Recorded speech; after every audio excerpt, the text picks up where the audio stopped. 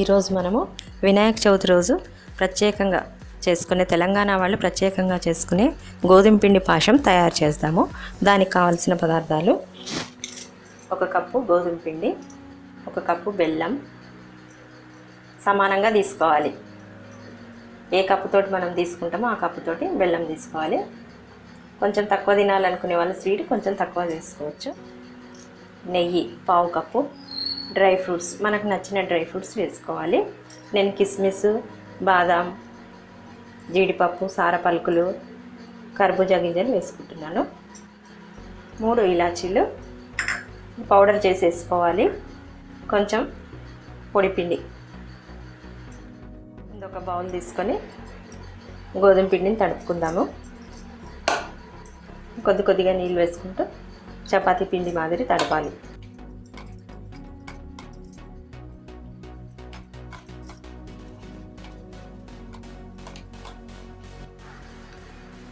ఇప్పుడు దీంట్లో 1 స్పూన్ నెయ్యి వేసుకొని కలుపుకుందాము.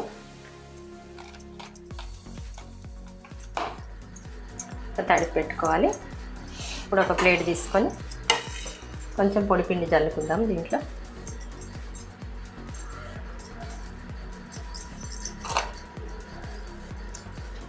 కొంచెం పిండి తీసుకుంటూ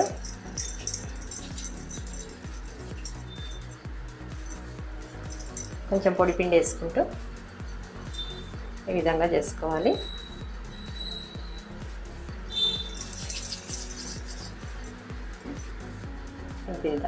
ఇంత చేసుకోవాలి. తాలికలు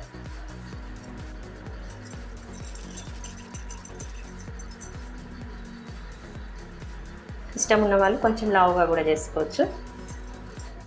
పొడిపిండి అద్దుకుంటూ వేయాలి పొడిగా.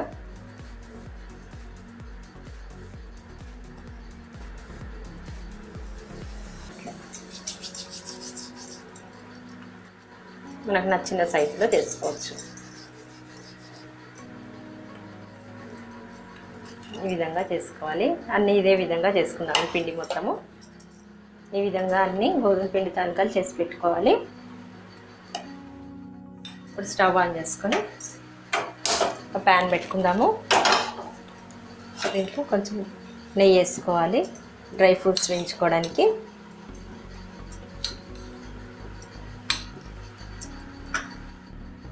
దీంట్లో డ్రై ఫ్రూట్స్ వేయించుకుందాం.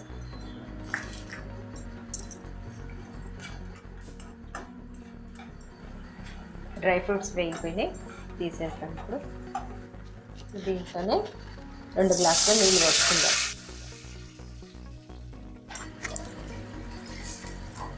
ఈ నీళ్ళు బాగా మరగనివ్వాలి. నీళ్ళు మరుగుతున్నాయి. ఇప్పుడు తాలికలు మనం చేసుకుని ఉన్నాయి కదా గోధుమ పిండివి ఇలా వేసుకోవాలి. పొడి పిండి కాకుండా ఉట్టి ఇవే వేసుకోవాలి. అన్నీ ఒకటేసారి ఇట్లా వేసుకోకుండా కొన్ని తీసుకుంటే వేసుకోవాలి. ఇలా అన్నీ వేసుకోవాలి. వేసుకొని ఒకసారి కలుపుకోవాలి. బాగా ఉడకనివ్వాలి. ఇవి ఉడికినవి లేవో ఒకసారి చూస్తాము.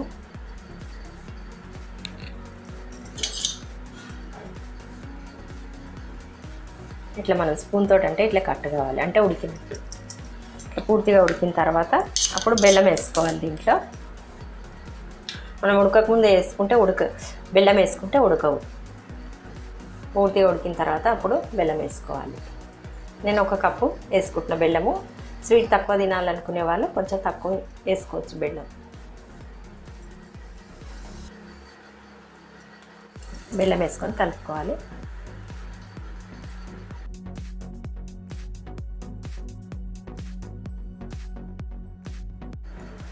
బెల్లం పూర్తిగా కరిగిపోయింది కదా.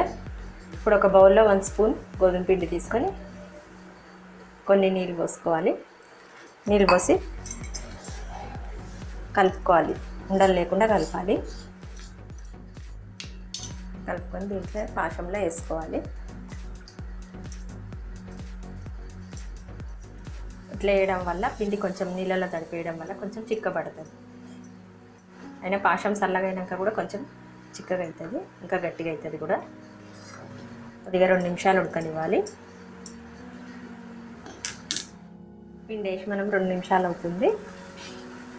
ఇప్పుడు దీంట్లో ఇలాచీ పౌడర్ వేసుకోవాలి. తర్వాత మనం నెయ్యిలో వేయించి పెట్టుకున్న డ్రై ఫ్రూట్స్ కూడా వేసుకొని కలుపుకోవాలి.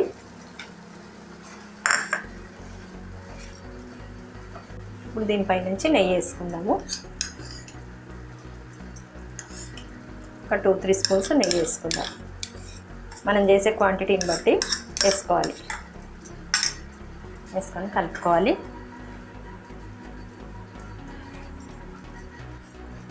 స్టవ్ ఆఫ్ చేసేద్దాం. పాశం రెడీ అయింది. ఒక బౌల్లోకి తీసుకుందాము.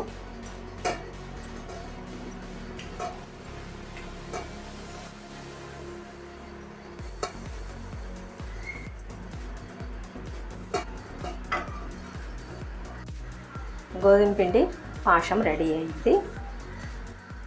ఈ వీడియో మీకు నచ్చినట్లయితే లైక్ చేయండి, షేర్ చేయండి, కామెంట్ చేయండి, సబ్స్క్రైబ్ చేయండి.